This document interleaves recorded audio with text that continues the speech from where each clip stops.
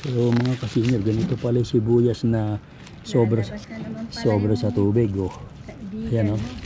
Maganda yung ugat. Parang ugat ng bawang. Ayan, sinasabihin din rin ng hukay yung mga bawang na nabansot namin. Yung isang plat na nasira nung nag-i-snow bago nakasibol.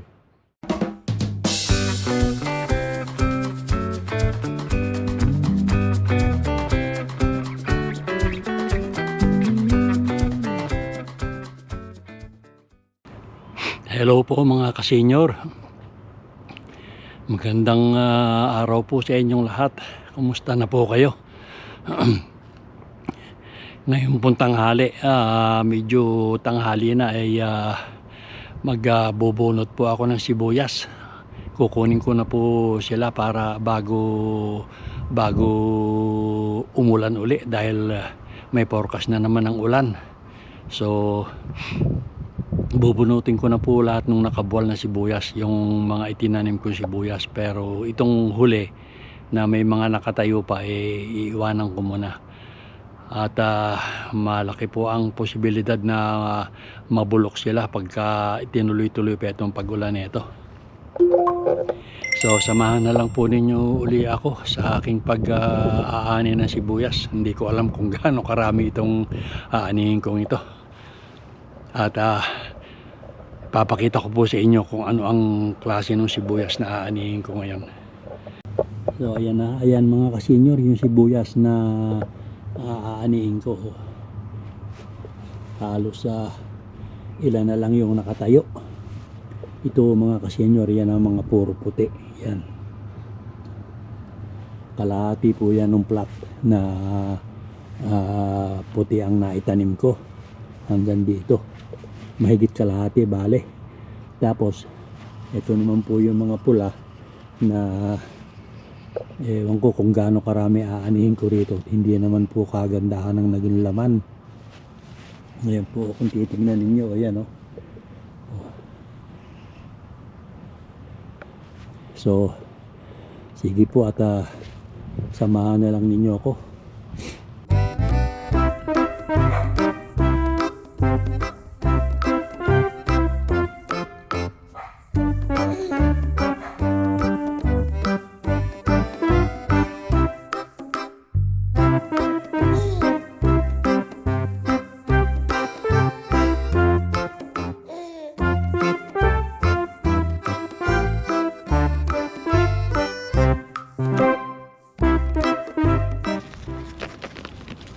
Yan mga kan, hindi naman nalalakyan mga yan.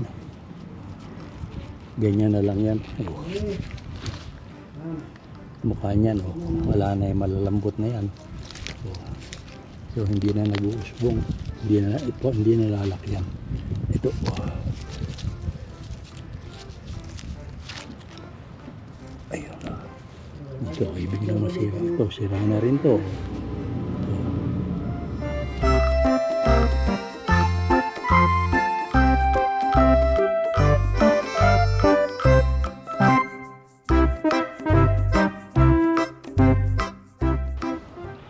Ayan mga kasenyor, mainit na. Oh, tignan nyo yung kwan na yan, ibig na namang pumundo ng ulan. Yan eh, mamayang hapon siguro ibubuhos yung maitim na ulap na yan. Oh, nag-iipon na naman sila ng yung langit ng ulan.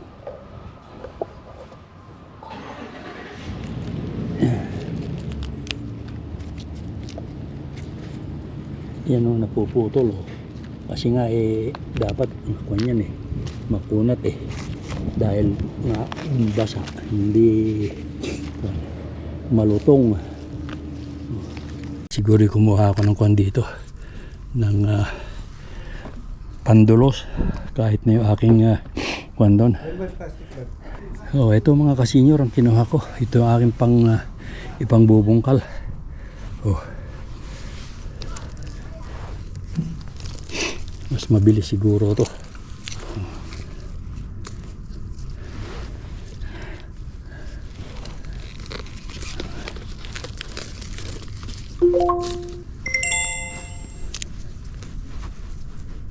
Ayan o, napuputol eh. Oh, kung titignan nyo, ayan o.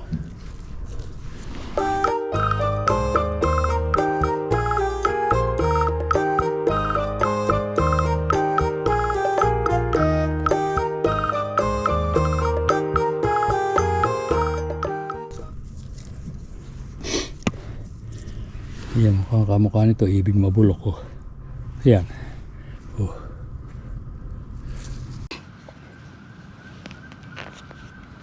So mga kasinyo, ganito pala yung sibuyas na sobra sa tubig oh. Ayan oh. Maganda yung ugat. Parang ugat ng bawang.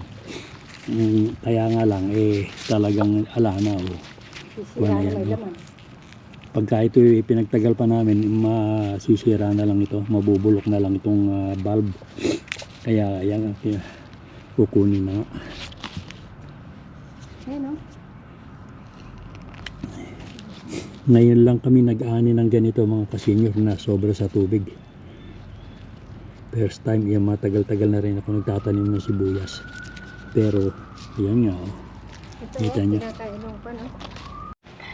So, ayun si Mrs. Tinulungan din ako. At may ginagawa sa loob ng bahay kasi kanina. Kaya nauna ako rito sa labas.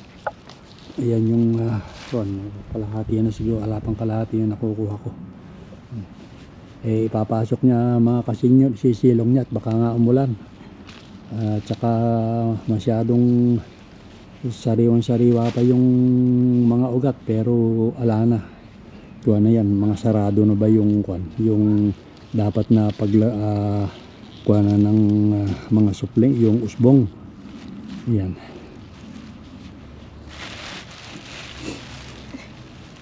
Doon niya dadalhin sa loob ng garahe yan.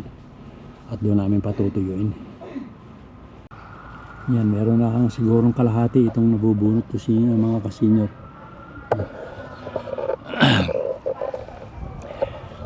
Oh, ayan. Ayan na si Mrs. Tuloy pa rin yung pag-aakot.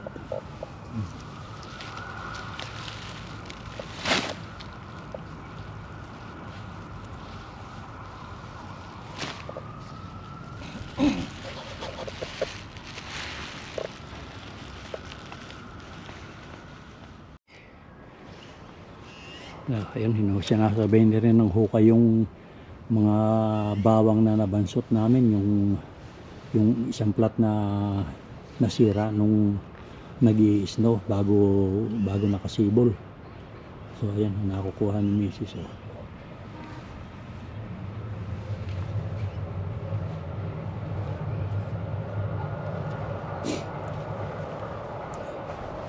Ayan ang mga nahuhukay niya. Oh.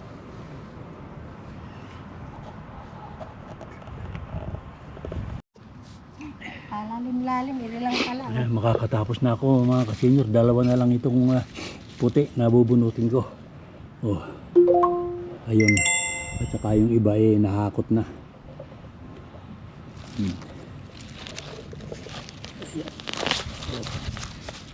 At saka ito. Dalawang malalaki oh. So ito naman yung kulay pula mga kasenyor. Ito hindi ko alam kung gaano karaming anihin ko rito. Kambal pa. At ayun naman si Mrs. Tuloy pa rin yung paghukay ng kanyang bawang. Itong mga kamatis malalaki na yung mga naging mabilis lumaki mga bunga mga kasenyor. Kaya kailangan itali ito sa mga tulos na inilagay ko. Oh. At ayan, kumulimlim na naman. Huwag muna sanang ibagsak itong ulan na ito.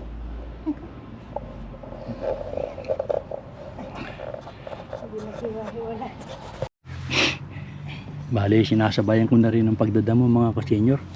Naalis ko na rin yung mga ibang damo na malalaki.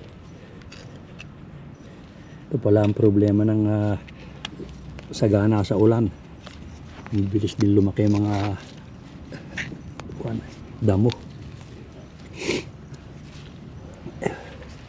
Oh.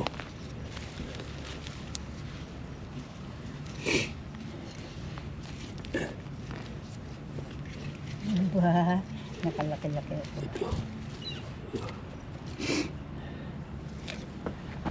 Ayan.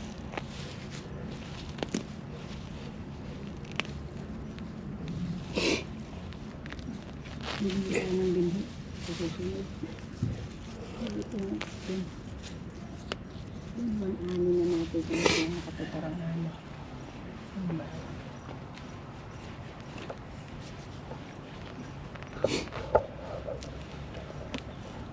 Ilan na lang. Laban sa sila po lang. Ha? So, ere mga ka-senior, meron mga isa-isang pang isang-isang malalaki ng pula.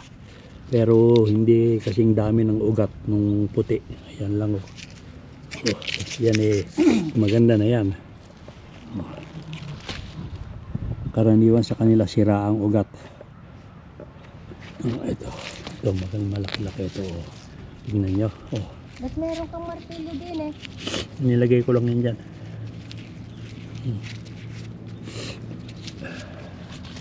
Ayan pa, ito isang malaki oh. Tingnan nyo ha. Oh. Alang ugat na masyado. Oh. Ayan.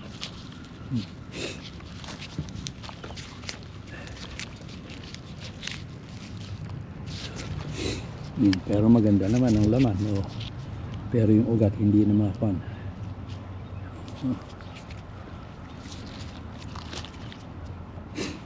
Lahat naman pala yan may bunga eh. Yung ating kamatis. Ayan, konti pa yung aking bubunutin mga ka-senior.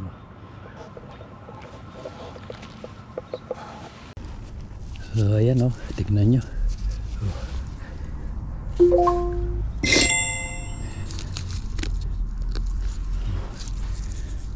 Kakaunti talaga yung mga naging ugat. Oh. Pero good naman ito.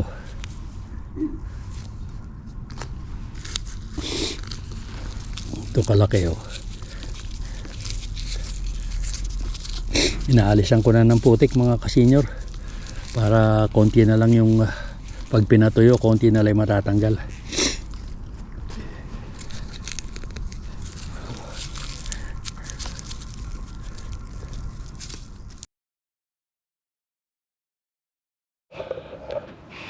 Mga ka-senior, nakatapos na rin kami ng pagbubunot ng sibuyas at mainit na. Magpuputol na lang kami mga ka-senior nung binunot namin sibuyas. At yun ang mga kamatis tutulusan ko na rin siguro mamaya at mga nabubwal. Sa sobrang lalaki ng bunga mga ka-senior, nababali yung sanga. So ito mga ka-senior yung kaunti nung bawang. Ayan o. Yan. Ito naman yung puti na binunot namin. Ayan o. Tapos ito naman yung kalahati ng plat na puro pula naman. Ayan o. At kami magpuputol na mga ka-senior.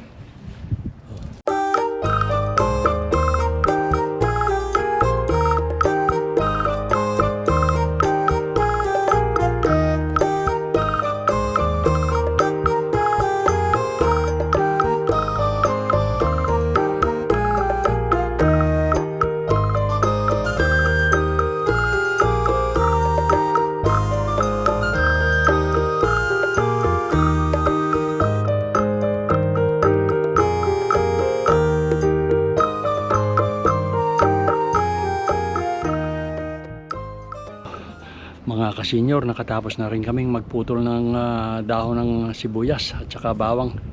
Ito po yung aming nakuha sa sibuyas at saka sa bawang, yung puti at saka yung pula. So ayan na po yung mga puti. Ayan. Ayan po ipapayang muna namin sa kwan dito sa loob ng garahe at nang matanggal yung putik.